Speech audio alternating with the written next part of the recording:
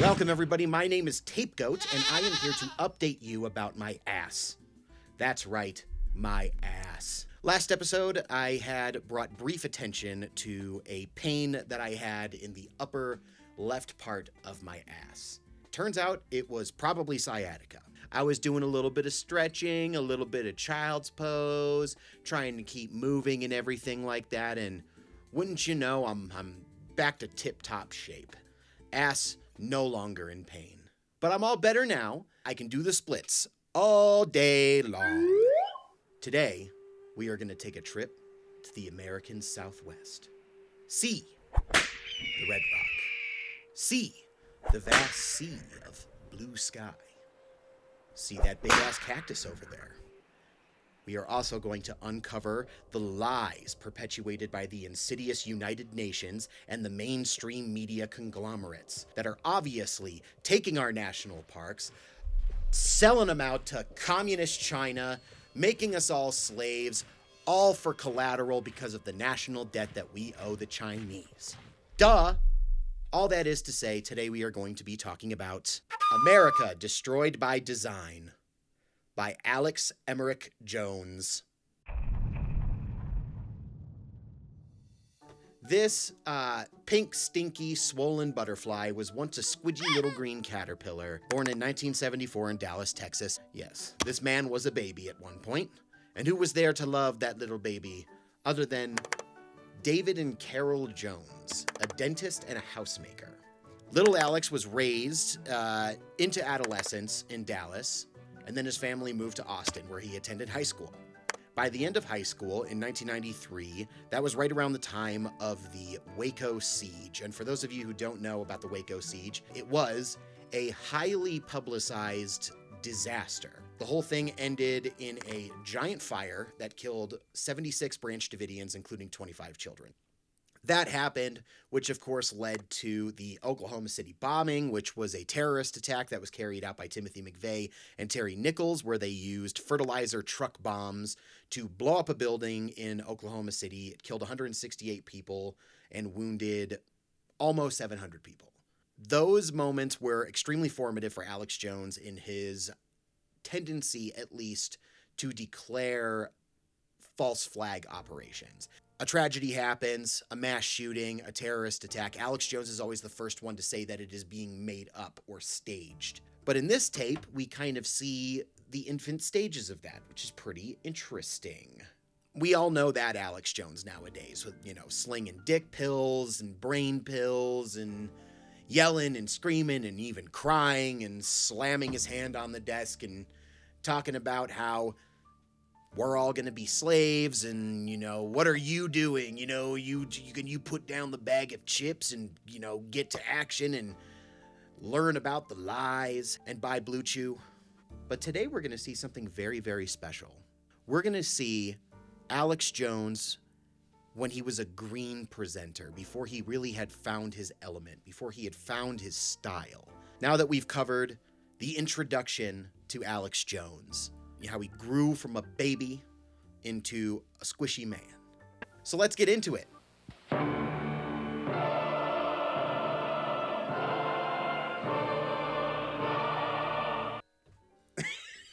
It goes through a series of images seemingly connected with each other. A lot of it features the Clintons meeting with what I believe are Chinese politicians. What president would ever want to reach out diplomatically to another world leader in any situation? No. President's hands don't touch Chinese hands. We all know that. That's unpatriotic. So it opens up with the man himself, a 24-year-old Alex E. Jones with a black backdrop, addressing you, the viewer. I'm Alex Jones, radio and television host here in Austin, Texas. I'm drawn in immediately. We're ready to listen because 24-year-old Alex Jones, not a bad-looking dude. He mentions a book called None Call It a Conspiracy, which is by a guy named Gary Allen that was written in 1972, which a lot of people say is what kind of got him started on the idea of a new world order being a regime of elites who are trying to destroy our way of life, our American individualism, through a globalist government that will unite all governments and control everybody, turning everybody into slaves. I don't know if I've nailed it. Make no mistake, our culture is under attack, and if we don't turn away for just 5 minutes from the football games, from the bread and circus, we are doomed to a 100% tax rate. Socialism is a movement of the economic elite, not of the downtrodden masses. It is a way to consolidate wealth criminally. He gets in a little bit into probably what is one of the central anchors of the entire video, though he does digress in a lot of weird ways. The United Nations, and I believe that this is legislation that's slowly developed over time since the 70s.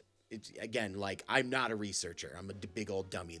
That might not be true, but I believe in 1972, that's when they started this kind of like UN biosphere project. And Alex Jones's theory is that it's not actually for an environmental purpose, but it's for the purpose of selling out the national park system to the foreign banks that we owe money to, that the United States owes money to, and that the national parks are collateral. His first stop is South Arizona, and he finds a cactus. Just look at the size of this beautiful organ pipe cactus. And the biggest concentration of these in the world is now part of this 500,000 acre UN UNESCO environmentalist biosphere. It's a big old cactus, and he loves it. Look at the size of that thing. It's got to be, what, 40 feet tall? So he shows us this big cactus, and then he goes to to Mammoth Cave National Park. So his beef is the UN put their badge on the plaque for this American national park. So they started the precedent way back in 1968, and by 1976, the Organ Pipe Cactus National Monument was beginning to come under international control under the guise of environmentalism. So he goes in and he accosts the first ranger that he can find. Start to see a pattern here. Most people don't really know what to do with what he's saying to them. Have you seen this photograph right here? And I called Bruce Babbitt's office and talked to some of their people, and they told me that that was true at Mammoth Cave, United Nations, a World Heritage Site, an International Biosphere Reserve, and they said, well, yes, and we took it down because people didn't like it. Well, he's pitching it to me as if it's supposed to be a sensational thing. It's like, oh, wow, like they don't know what to say. But really, I think it's that they have no idea what he's talking about, and they don't really know how to respond. you know, we don't have a sign, so it must not be required. Gotcha. Well, thanks a lot, sir. Appreciate that. Ranger David DeWitt. David DeWitt. Thank you, sir. So he heads to this wholesale supply town. You're fixing to see Adelanto in Victorville, California, where they're moving in, where they're building 20 mini malls for slave goods. We're going to talk to the city manager of Adelanto. We're also going to visit these mini malls. Again, throughout this video, we're 24 minutes in. Not a whole lot is really adding up for me, but I can see if you were a person whose resolve is diminished, if you're already a little bit squish-brained, that watching this sort of shit would be very galvanizing in your paranoia. Then he moves on to the Grand Canyon to basically make the same point, only this time he makes a big declaration in front of a big group of people. Ladies and gentlemen, I'm conducting a scientific experiment. I want to ask y'all if y'all know about Executive Order signed January 19th, 1996 by President Bill Clinton, number 12,986, which designated this as a World Heritage Site under UNESCO, a corporation of the United Nations. I lived in New York City for about 3 years, and I can tell you, there is nothing more uncomfortable than when a person stands up and starts shouting conspiracy theory nonsense, completely unsolicited. So he basically is out there saying, the mainstream media won't tell you about this, but there was an executive order signed that basically signed over all of the parks of the United Nations. We're about 30 minutes into it, and that's most of what I gather from this, is just this one idea, that the UN is taking over the national parks. Remember this, and check it out. Executive order. Call the Interior Department. Call Bruce Babbitt. Executive order 12,986. It's important. The modern bureaus of propaganda keep this from you. Nothing. Literally stops talking, looks around, nobody says shit, and he just pulls his pants up, hikes them up, and turns around and walks away. At this point in the video, 40 minutes has passed, and I'm surprised because I'm bored. It's very repetitive. He doesn't really provide that much diversity in his examples. He just kind of goes to an airbase and he'll be like, this is owned by the national parks, which is owned by the UN, and the UN is doing this as a way to instill fascism and turn us into slaves. It's surprising because it's very unconvincing. He then talks to a veteran. He looks like he could be a Will Ferrell character on SNL. Sir, I appreciate you taking out this time to talk to us about U.S. sovereignty. What's your name? My name's Herb. He is incredibly reactionary. He has all of your, the most predictable concerns. Foreign governments taking over the United States. He hates the Clintons. He's afraid of the Chinese. I'm very concerned about foreign governments, people intruding on our sovereignty upon our United States, taking over what is our country. I'm very concerned about the Clinton administration and how he's given away the world and what he's done with people like the Chinese. After all of that, we hear Carl Orff's O Fortuna, and we are relieved because we think it's almost over. But at 47 minutes and 28 seconds, that's his he wanted us to hear his musical motif. We're fixing to enter the Redwood National and State Parks here in Northern California. Look at this. When are we going to start letting them not panic us and get us into a mode of fear, giving up all our rights so the grass will grow? He catches a park ranger who is very clearly on his way to take a massive dump. Those signs, but we've been unable to find it here. Do you have any idea where those are? I don't know what you're talking about. Well, what's the camera for? Oh, we're just American citizens out filming. Because as soon as Alex Jones stops him, you can see the fear in this guy's eyes, and he cuts off that interview so quick. Find just the plaques. We're going all over the country categorizing the plaques and actually proving to people. I'm sorry, I can't help you. Listen, I really appreciate your help. Okay. So sick of this.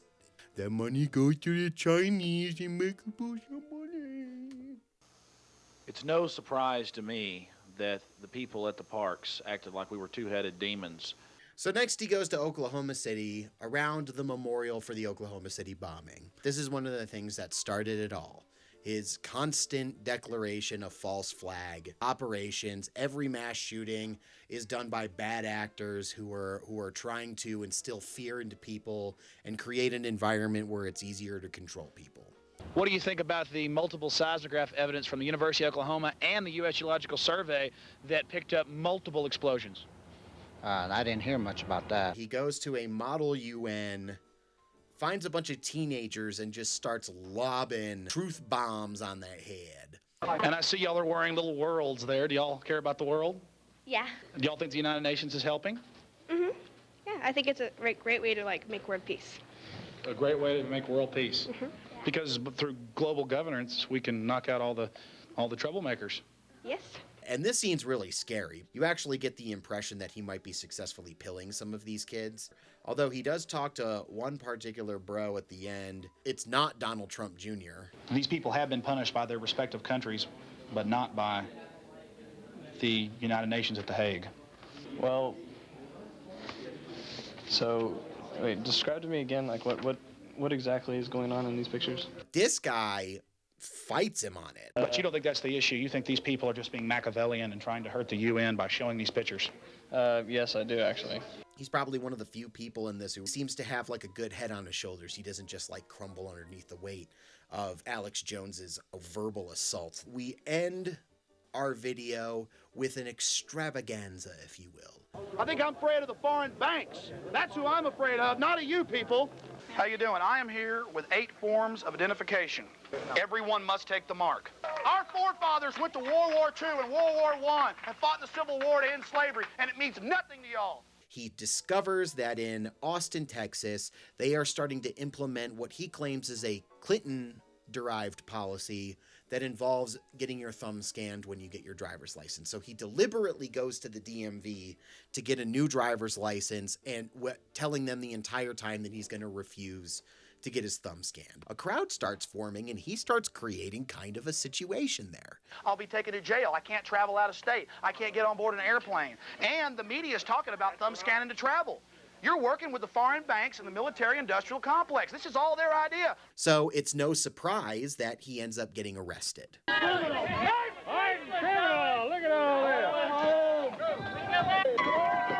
I think in his mind, it's that classic conspiratorial way of thinking where if you get arrested, it's because they really want to keep what you're saying quiet. They don't want the information getting out. Did I mention I was bored?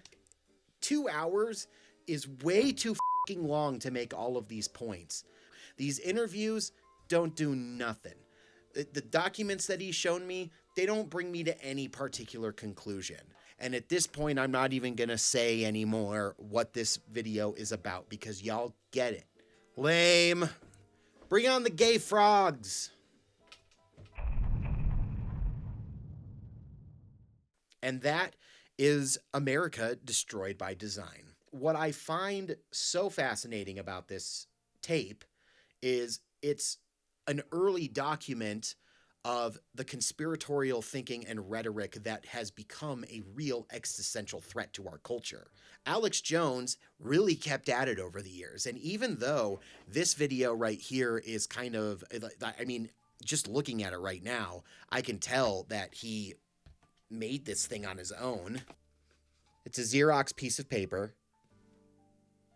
You know, after so many years of hurting people, all of his false flag declarations have resulted in families getting death threats, you know, being accused of faking their own personal tragedy, of being bad actors. After years and years of that happening, finally there was a consequence, like a real consequence that has seemingly put him down for the count. I think it's fascinating to see him when he was just getting a grip on that. He wasn't slinging dick pills or anything in this video. He seems to really believe it. It makes me wonder, was there a time where Alex Jones maybe became a little bit more cynical, where he switched over, where he stopped believing so much, when this stopped being about his desire to uncover the truth and when this more started to be about him making money and taking advantage of people and actually grifting? I've always liked to think that Alex Jones is kind of an interesting combination of the two. It's beneficial to him, and there's a lot of reward in espousing this crap. That isn't to say he doesn't believe a word of it, but that is to say that there was a big incentive for him to get good at it. He's made millions espousing information that has caused people pain, has caused rifts with their family. He's destroyed lives. I found this in a thrift store called Savers in Santa Fe. I love that place. It was one of the best collections of this kind of media that I can find. Thanks for watching my video. My name is TapeGoat. You can find me at IamTapeGoat on Instagram. Have yourself a good day and, wake up. Thank you dearly for watching TapeGoat. If you enjoyed this video, please remember to share, like, and subscribe. We love you.